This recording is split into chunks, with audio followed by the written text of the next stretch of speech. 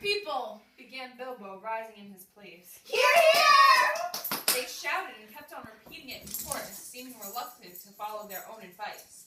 Bilbo left his place and went and stood on a chair under the illuminated tree. The light of the lanterns fell on his beaming face. The golden buttons shone on his embroidered silk waistcoat. They could all see him standing, waving one hand in the air, the other was in his trouser pocket. My dear Bagginses and Boffins, and my dear Tooks and Brandybucks and Grubs and Chubs and Browverses, and Hornblowers and Bulgers and Bracegirdles, Goodbyes, Brockhouses and Proudfoots. Proud feet! Shouted an elderly hobbit from the back of the pavilion. His name, of course, was Proudfoot, and well merited. His feet were large, exceptionally furry, and both were on the table. Proudfoots. Also, my good Sackville Bagginses that I welcome back at last to Bag End. Today, my 111th birthday. I'm 11 today! Woo! They shouted and they hammered joyously on the tables. Bilbo was doing splendidly. This was the sort of stuff they liked, short and obvious. I hope you are all enjoying yourselves as much as I am. Deafening cheers, cries of yes and no. Woo! Yes, yes! No! Pipes and flutters and other musical instruments. There were, as they had been said, many young hobbits present. Hundreds of musical crackers had been pulled. Most of them bore and marked Dale on them, which did not convey much to most of the hobbits, but they all agreed that they were marvelous crackers. They contained instruments small, but of perfect make and enchanting tone.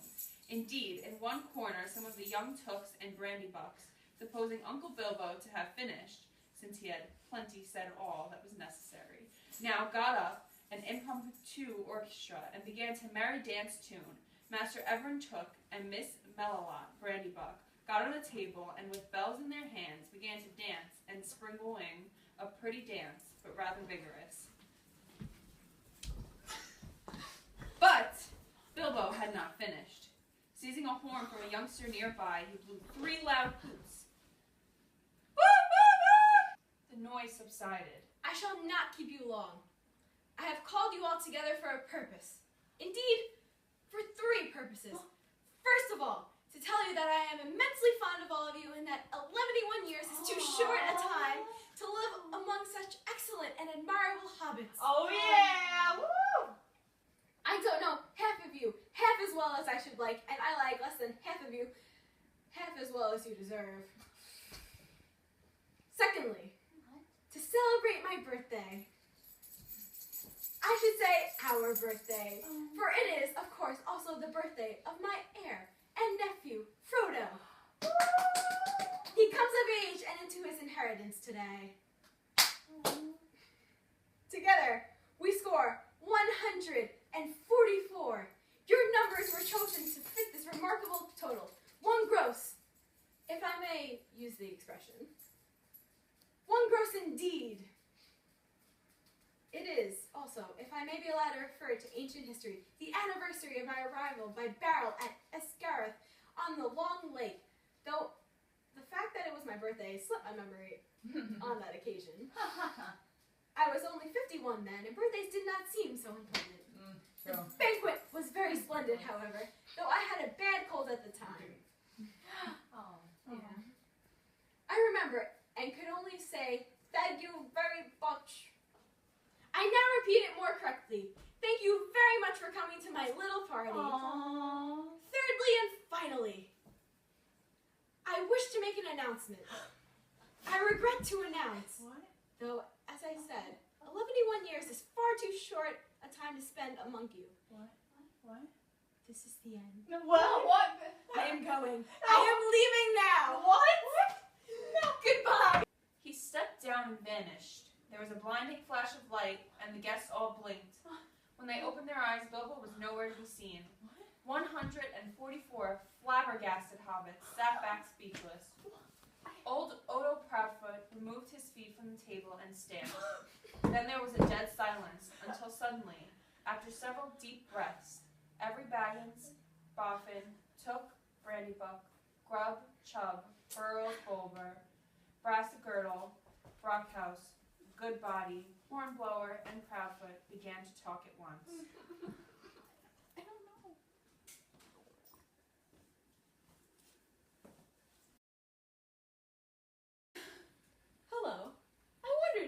turn up. I'm glad to find you visible.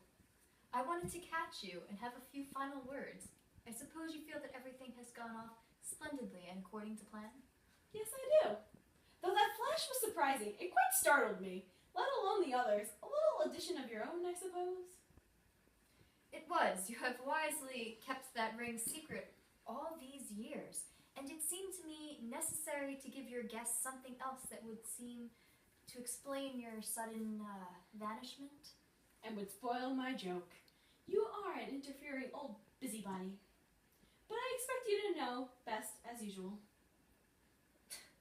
I do what I know anything, but I don't feel too sure about this whole affair. It has now come to the final point. You have had your joke and alarmed or offended most of your relations and given the whole Shire something to talk about for 9 days, or 99 more likely. Are you going any further? Yes, I am. I feel I need a holiday. A very long holiday. And as I have told you before, probably a permanent holiday. I don't expect I shall return. In fact, I don't mean to. And I have made all arrangements. I am old, Gandalf. I don't look it, but I am beginning to feel it in my heart of hearts. Well preserved indeed. Why, I feel all thin, sort of stretched. If you know what I mean. Like butter that's been scraped over too much bread. That can't be right. I need a change or something. No, it does not seem right. No, after all, I believe your plan is probably the best. Well, I've made up my mind anyway. I want to see mountains again, Gandalf. Mountains! And then find somewhere where I can rest in peace and quiet without a lot of relatives prying around, with a string of confounded visitors hanging on the bell. I might find somewhere where I can finish my book. I have thought of a nice ending for it, and he lived happily ever after to the end of his days. I hope he will, but nobody will read the book, however it ends. Oh, they may, in years to come. Frodo has read some already, as far as it has gone. You'll keep an eye on Frodo, won't you? Yes, I will. 2 eyes as often as I can spare them. He would come with me, of course, if I had asked him. In fact, he offered to once, just before the party. But he does not really want to. Yet, I want to see the wild country again before I die, and the mountains. But he is still in love with the Shire, with woods and fields and little rivers. He ought to be comfortable here. I am leaving everything to him, of course, except with a few oddments. I hope he will be happy when he gets used to being on his own. It's time he has his own master now. Everything? The ring as well? You agreed to that, you remember? Well, yes, I suppose so. Where is it? In an envelope, if you must know. There, on the mantelpiece. Well, no. Here it is in my pocket. Isn't that odd now? Yet after all, why not? Why shouldn't it stay there? I think, Bilbo, I should leave it behind, don't you? Don't you want to? Well, yes and no. Now it comes to it, I don't like partying with it at all, I may say. And I don't really see why I should. Why do you want me to? You are always badgering me about it. But you have never bothered me about the other things that I got on my journey. No, but I have to badger you. I wanted the truth. It was important. Magic rings are, well, magical. And they are rare and curious. I was professionally interested in your ring, you may say, and I still am. I should like to know where it is. If you go wandering again, also, I think you have had it quite long enough. You won't need it anymore, Bilbo, unless I am quite mistaken. Why not? And what business is it of yours, anyway, to know what I do with my own things? It is my own. I found it. It came to me. Yes, but there's no need to get angry. If I am, it's your fault. It is mine, I tell you, my own. Yes, my precious. It has been called that before, but not by you. But I say it now, and why not? Even Gollum said the same once. It's not his now, but mine. And I shall keep it, I say. You will be a fool if you do. You make that clear with every word you say. It has got far too much hold on you. Let it go, and then you can go yourself and be free. I'll do as I choose and go as I please. Now, my dear Hobbit. All your long life we have been friends, but you owe me something. Come, do as you promised. Give it up. Well, if you want my ring yourself, say so. But you won't get it. I won't give my precious away, I tell you. It will be my turn to get angry soon. If you say that again, I shall. Then you will see Gandalf the Grey uncloaked. I don't know what has come over you, Gandalf. You've never been like this before. What is it all about? It is mine, isn't it? I found it, and Gollum would have killed me if I hadn't kept it. I'm not a thief, whatever he said. I have never called you one. And I am not one either. I am not trying to rob you, but to help you. I wish you would trust me as you used to. I am sorry, but I felt so queer. Yet it would be a relief in a way not to be bothered with it anymore. It has been growing on my mind lately. Sometimes I have felt it was like an eye looking over me. And I'm always wanting to put it on and disappear, don't you know? Or wondering if it is safe and pulling it out to make sure. I tried locking it up, but I found I couldn't rest without it in my pocket. I don't know why. And I don't seem able to make up my mind. Then trust mine. It is quite made up. Go away and leave it behind. Stop possessing it. Give it to Frodo, and I will look after him.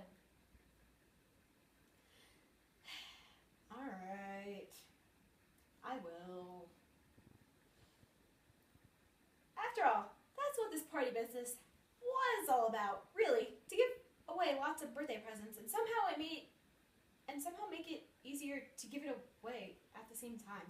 It hasn't made it any easier in the end, but it would be a pity to waste all of my preparations. It would quite soil the joke. Indeed, it would take away the only point I ever saw in the affair. Very well. It goes to Frodo with all the rest. And now I really must be starting, or someone else will catch me. I have said goodbye, and I couldn't bear to do it all over again. You have still got the ring in your pocket. Well, so I have. And my will, and all the other documents too. You had better take it and deliver it for me. That will be the safest. No, don't give the ring to me. Put it on the mantelpiece. It will be safe enough there till Frodo comes. I shall wait for him.